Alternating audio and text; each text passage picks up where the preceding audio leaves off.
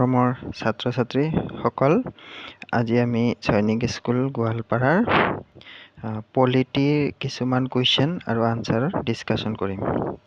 প্ৰথমতে চোৱা, who is the head of India? আমাৰ ইণ্ডিয়াৰ হেড কোন হয়? আমাৰ ইণ্ডিয়াৰ হেডজন কোন হ'ব? President of India. তাৰমানে আমাৰ যিজন ৰাষ্ট্ৰপতি আছে, ৰাষ্ট্ৰপতিজন আমাৰ ইণ্ডিয়াৰ হেড হ'ব। Who make laws for the whole country? আমাৰ গোটেই কাণ্ট্ৰি মানে দেশৰ কাৰণে ল' কোনে বনাব? পাৰ্লিয়ামেণ্টে বনায়। পাৰ্লিয়ামেণ্ট বুলি ক'লে আমাৰ লোকসভা আৰু ৰাজ্যসভা দুইটা মিলাই পাৰ্লিয়ামেণ্ট হ'ব। আৰু এই লোকসভা ৰাজ্যসভা দুইটা মিলি একেলগে আমাৰ কি কৰিব? ল'টো বনাব। Who is head of state? আমাৰ ষ্টেট মানে ৰাজ্য। আমাৰ ৰাজ্যখনৰ হেডজন কোন হয়? আমাৰ যেনেকৈ ইণ্ডিয়াৰ হেডজন কোন আছিলে? ৰাষ্ট্ৰপতি আছিলে। তেনেকৈ আমাৰ ৰাজ্যৰ হেডজন কোন হ'ব? গভৰ্ণৰ। মনত ৰাখিবা দেই, গভৰ্ণৰ। আৰু আমাৰ supreme commander of arm force মানে আমাৰ এয়াৰ ফ'ৰ্চ, ইণ্ডিয়ান আৰ্মি আৰু ইণ্ডিয়ান নেভি। এইকেইটাৰ একদম মেইন যিজন কামাণ্ডাৰ হয়, সুপ্ৰিম কামাণ্ডাৰ, তাৰমানে একদম মেইন কামাণ্ডাৰজন কোন হয়? আমাৰ প্ৰেচিডেণ্ট অফ ইণ্ডিয়া, তাৰমানে আমাৰ ৰাষ্ট্ৰপতিয়ে হয়। মনত ৰাখিবা। তাৰপিছত ফাদাৰ অফ ইণ্ডিয়ান কনষ্টিটিউশ্যন, আমাৰ যিটো সংবিধান আছে, সংবিধানৰ ফাদাৰ বুলি কোৱা হয়, মানে জনক বা দেউতা বুলি কোৱা হয়। কাক কোৱা হয়? Doctor B.R. আম্বেদকাৰ। B.R. মানে ভীমৰাও আম্বেদকাৰ।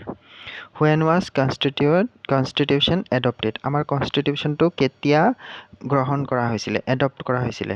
26 নৱেম্বৰ 1949। কিন্তু এইটো আমাৰ কেতিয়াৰ পৰা এফেক্টিভ হৈছিলে? 26 জানুৱাৰী 1950। আৰু সেই দিনটোকে আমাক কি দিন হিচাপে পালন কৰা হয়? Republic day. মনত ৰাখিবা। তেনেকৈ ইণ্ডিপেণ্ডেঞ্চ ডে কিমান চনত পালন কৰা হয়? তুমি সেইটো জানাই। কিমান চনত হয় তুমি কমেণ্ট কৰিবা।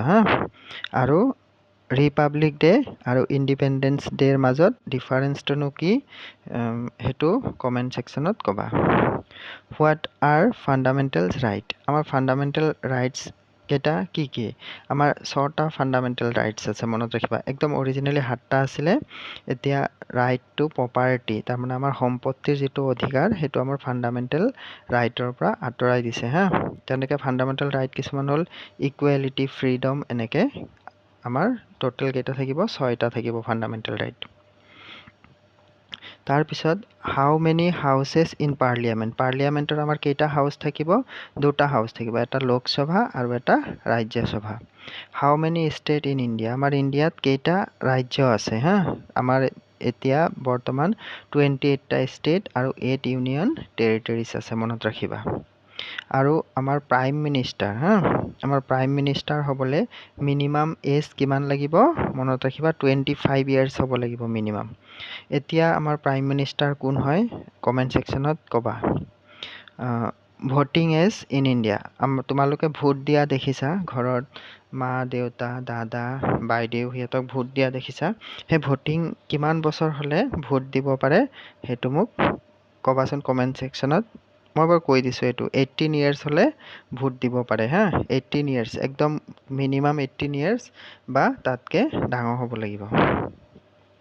কেইটামান কুইক ৰিভিজন ফেক্ট কিছুমান চোৱাচোন। আমাৰ ফাৰ্ষ্ট প্ৰেচিডেণ্ট মানে আমাৰ প্ৰথম ৰাষ্ট্ৰপতি কোন আছিলে? Doctor Rajendra Prasad. National anthem, আমাৰ নেশ্যনেল এন্থেমটো কি আছিলে? জন গণ মন। আমি সেই যে যিটো নেশ্যনেল এন্থেমটো গাওঁ, নেশ্যনেল এন্থেমটো কোনে লিখিছিলে? ৰবীন্দ্ৰনাথ টেগৰ। আৰু নেশ্যনেল এন্থেমটো আমি কিমান সময়ৰ ভিতৰত গাই কমপ্লিট কৰিব লাগে? 52 ছেকেণ্ডৰ ভিতৰত। নেশ্যনেল এম্বলেমটো আমাৰ কি হয়? Sarnath lion capital. লোকসভা যিটো আমাৰ আছে, লোকসভাটো আমাৰ কেইবছৰৰ কাৰণে থাকে? 5 বছৰৰ কাৰণে থাকে। মনত ৰাখিবা। 5 বছৰৰ পিছত ইলেকশ্যন হ'ব, আকৌ আমাৰ নতুনকৈ লোকসভাটো ফৰ্ম হ'ব। কিন্তু যিটো ৰাজ্যসভা আছে, ৰাজ্যসভাটো আমাৰ পাৰ্মানেণ্ট হয়। এইটো আমাৰ ব্ৰেক ডাউন নহয়, মানে ডিজল্ভ নহয়, ভাঙি নাযায়। আৰু ৰাজ্যসভাটোক আমি কাউন্সিল অফ ষ্টেট বুলিও কওঁ।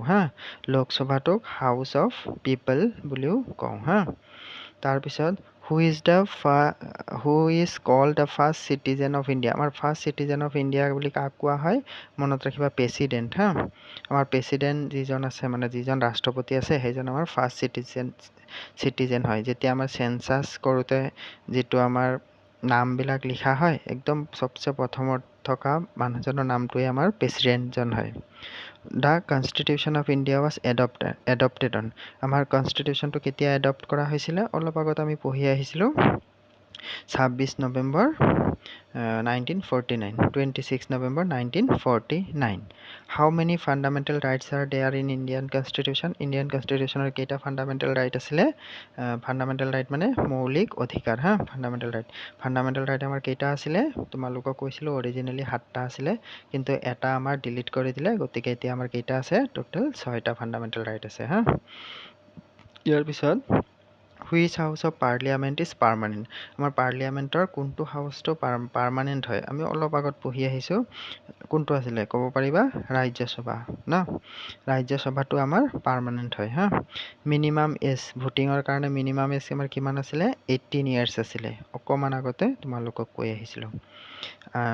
গতিকে এইখিনি তোমালোকক মই এনেই ডেমো ভিডিঅ' দিয়াৰ নিচিনাকৈ দিলোঁ।